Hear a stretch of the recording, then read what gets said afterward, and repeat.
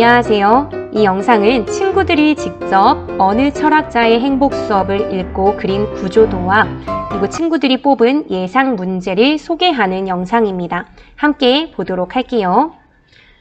이 구조도를 보면요. 어느 철학자의 행복 수업이라는 제목을 달고 정리를 해줬는데요. 단락별로 정리를 해주고 있어요. 1단락부터.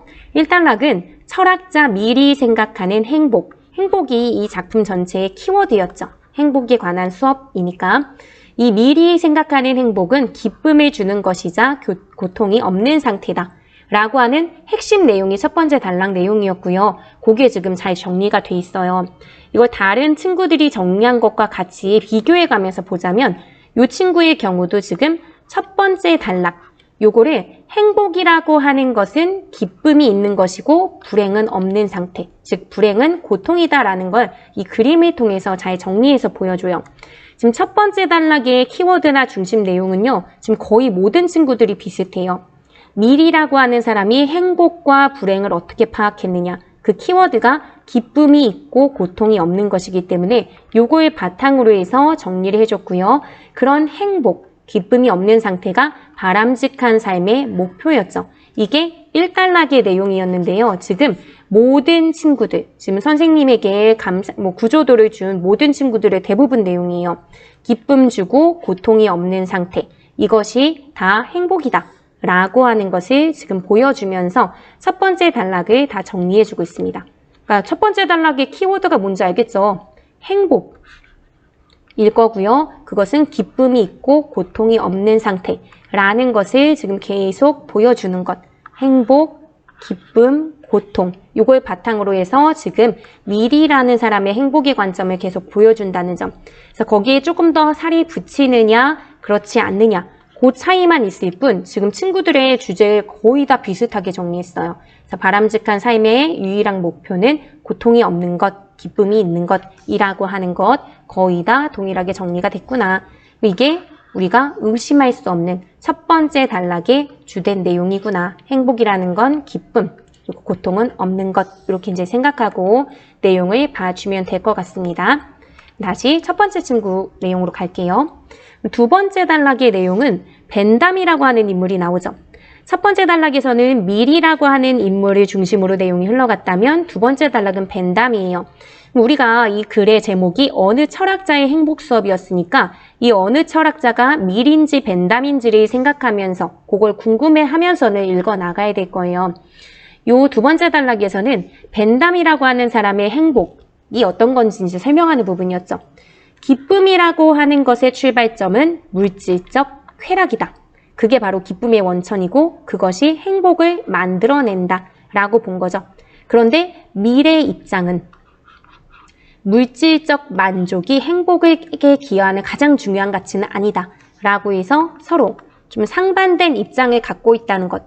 이게 두 번째 단락에선 가장 중요한 거겠죠. 키워드가 행복이었는데 행복을 주는 관점이 벤담과 밀이 달라. 그러면 제목이 어느 철학자의 행복 수업이었기 때문에 이 어느 철학자가 바로 밀인지 또는 벤담인지를 궁금해하면서 여러분이 읽었어야 됐을 거예요. 그리고 여기서 하나 주의할 것은 밀이라는 사람이 물질적 만족이 행복에 기여하는 가장 중요한 가치는 아니지만 그렇다고 해서 물질적 만족은 불필요해 라고 한 것은 아니라는 점. 요건 기억해 줘야겠죠. 그 부분에 대해서 이제 다른 친구들도 비슷하게 보고 있는지를 살피자면 이 친구의 경우도 두 번째 단락에서 이 벤담이라는 사람은 물질적 쾌락을 굉장히 중시하지만 밀은 그렇지 않다라고 하는 것을 이 그림으로 표현을 해줬고요. 세 번째 친구도 지금 두 번째 단락을 보면은 밀과 벤담의 입장이 좀 달랐잖아요. 그런 측면에서 보면은 벤담이라고 하는 인물은 행복을 만드는 데 있어서 물질적 만족이 필요하지만 밀의 경우는 그렇지 않다. 근데 본질적 가치 달성에 도움이 될 때만 의미가 있다. 이 말인즉슨 물질적 만족이 아예 불필요한 것은 아니지만 최선의 가치는 아니다. 라고 하는 것까지 여러분들이 읽어낼 수 있어야 할 것 같습니다. 그 다음 친구도 두 번째 단락을 정리하는 데 있어서 첫 번째 단락하고 같이 정리를 해줬어요. 왜냐하면 사실 벤담은 주요 인물은 아니고 밀의 생각을 전달하는 데 부수적으로 드러난 것이라서 행복이란 이라고 하는 큰 제목에 작게만 들어가 있게 정리를 했어요. 이 친구도 제목을 붙이게 되면서 눈에 쏙쏙 들어오게 잘 정리를 해줬죠. 벤담은 물질적 쾌락이 기쁨의 출발점, 물질적 만족을 느끼는 게 행복이다 라고 봤다면 밀의 경우는 물질적 만족은 본질적 가치 달성에만 도움이 된다만 이렇게 쓴 걸까요? 그러니까 일부에만 도움이 된다라고 하는 관점으로 쓴 거는 동일한 것 같아요. 그 다음 친구도 보면 여기도 벤담의 경우는 물질적 쾌락을 중시한다 라고 했다면 밀의 경우는 물질적 만족이 행복에 기여하는 가장 중요한 가치라 생각하진 않는다 라고 했죠. 벤담과 밀의 입장이 차이가 있으니까 그걸 좀 눈에 잘 띄게 보여줬다면 더 좋았을 것 같기는 해요.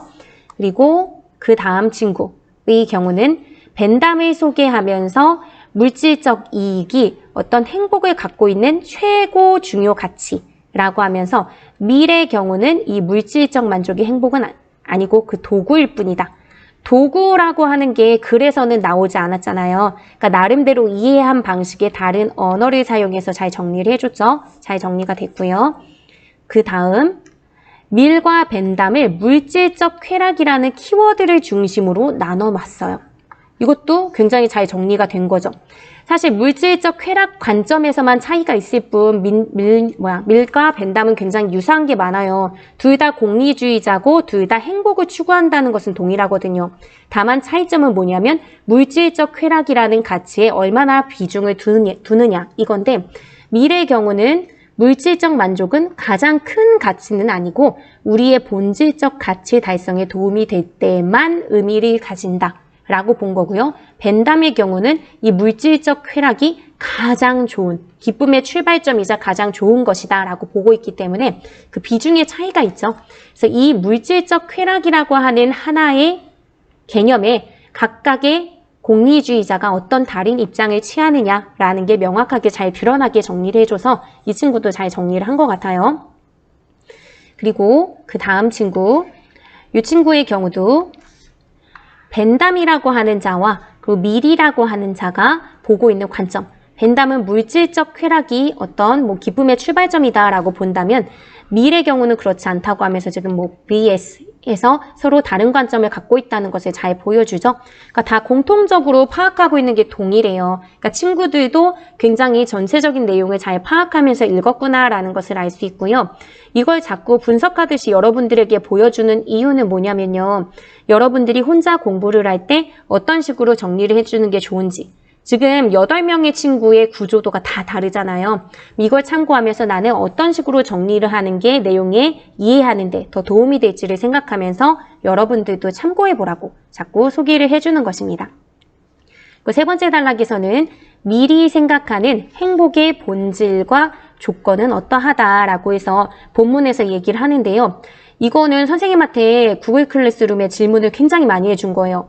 선생님, 저는 미래 행복의 본질과 조건이 구별이 안 돼요.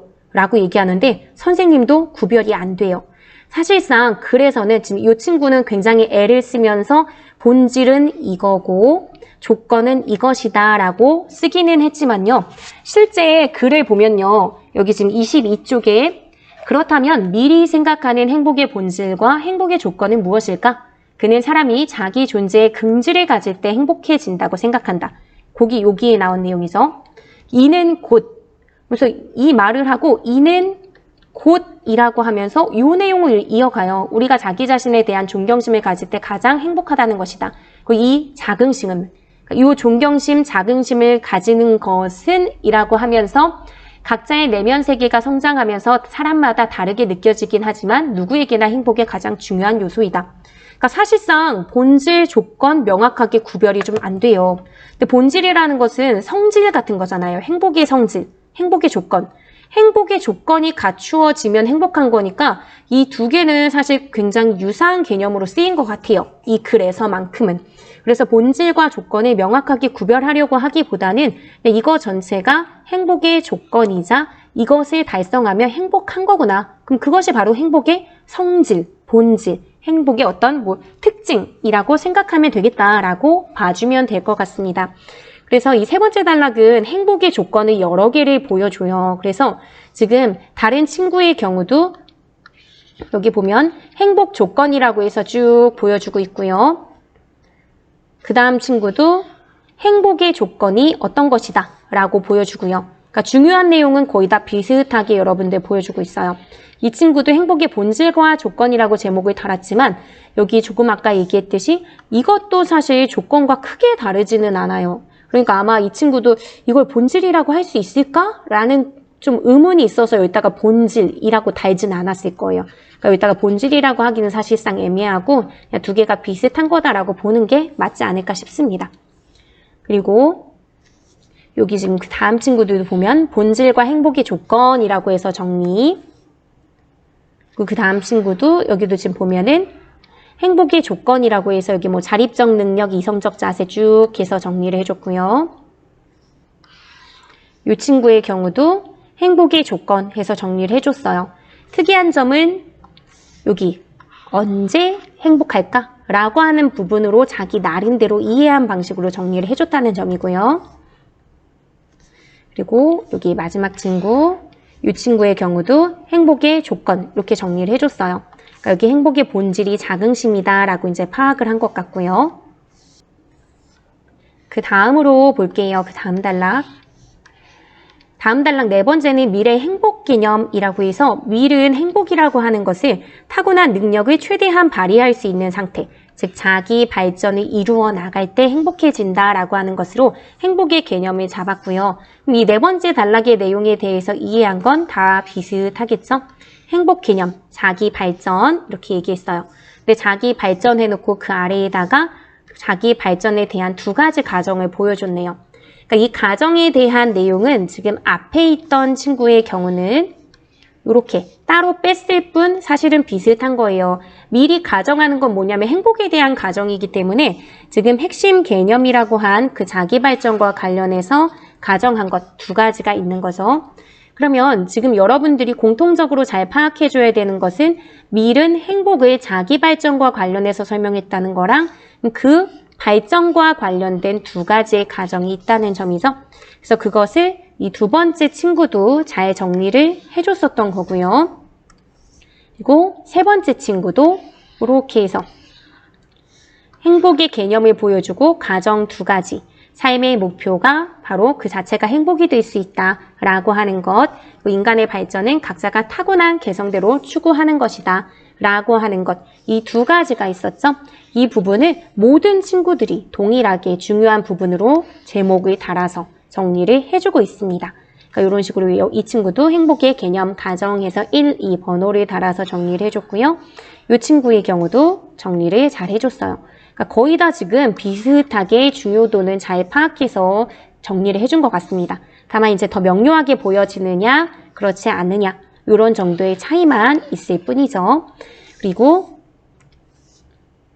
이어서 내용을 보자면 이 친구의 경우는 그러면서 이제 미리 강조하는 능력 세 가지라고 해서 이렇게 세 단락을 묶었어요. 6, 7, 8 단락을 묶어서 지적인 능력과 감성적인 능력, 도덕적 성숙 이 세 가지가 단락별로 사실 있었죠. 이렇게 그래서 그 내용에 대해서 자신이 좀 이해할 수 있는 나름의 방식으로 도식화해서 정리해서 지금 보여주고 있습니다.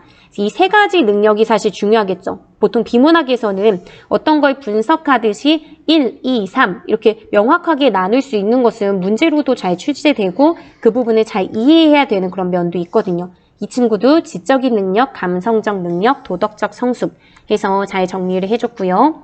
대부분 이런 것들은 거의 다 똑같이 이렇게 뭐 도식화해서 정리해진 친구, 넘버링해서 정리를 해진 친구 이런 친구 조금씩 차이가 있을 뿐이지 이런 부분들이 다 비슷하게 드러날 수 있게끔 지금 정리가 다 되어 있습니다. 이 친구도 간략하지만 동그라미 1, 2, 3 해서 달아서 정리를 해줬고요. 이 친구의 경우도 이게 다 갖춰져 있어야 행복할 수 있다라고 하는 것까지 연결해서 지금 정리를 해주고 있고요. 이 친구는 아예 어떤 능력 발전시켜야 돼? 라고 하면서 굉장히 좀 혼자 복습할 때, 나중에 중간고사 기간 때 혼자 복습할 때 너무 좋을 것 같아요. 굉장히 잘 보이게 정리를 해줬거든요. 그러니까 이런 식으로 정리를 한다든지. 그래서 행복이라는 게 결국은 이 세 가지 차원이 다 발전돼야 된다라고 하는 내용, 이런 것들을 잘 보여주고 있는 거죠. 지금 친구들의 구조도를 보면서 자연스럽게 또 그냥 속성으로 복습이 되는 느낌이 있지 않을까라는 생각도 들어요. 지금 이 친구의 경우는 미리 생각하는 능력해서 세 개를 묶은 다음에 더하기로 이렇게 표현해줬죠. 그리고 그게 각각 어떤 단락이 있는지도 표시해주면서 자기 나름대로 눈에 잘 띄게 정리를 해줬던 것 같습니다. 이렇게 해서 친구들이 나름대로 도식화한 걸 지금 확인을 해봤고요. 이걸 바탕으로 참고하면서 여러분들도 나 나름대로 정리를 해보고, 그래서 나중에 이렇게 잘 하나하나 정리를 해주면요, 중간고사 기간에 아마 시험 공부하는 시간이 많이 줄어들 거예요.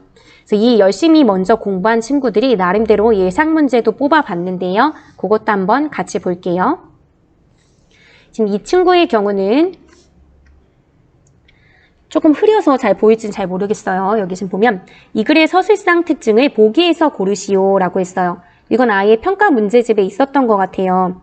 하나의 가설을 세우고 이를 증명해 나가는지, 권위자의 견해를 중심으로 내용을 전개했는지, 그리고 문답의 방식을 활용하여 독자의 관심을 환기했는지, 여러 이론의 뭘까요?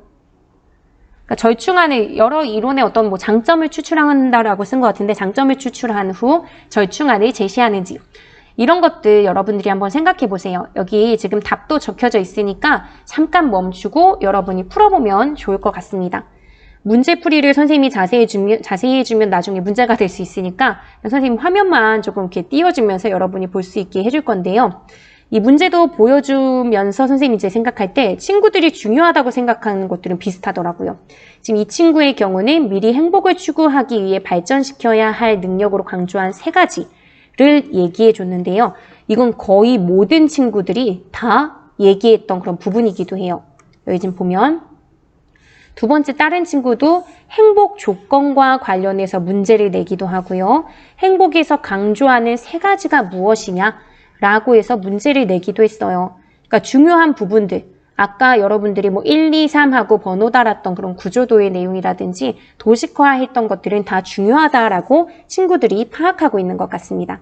풀진 않을게요. 혹시라도 꼼꼼히 보고 싶으면 멈췄다가 풀어주세요. 이 친구의 경우도 빈칸을 채우라고 하면서 세 가지 능력, 미리 강조했던 세 가지 차원의 능력, 지금 다른 친구들이 했던 문제의 형식과 굉장히 유사하죠.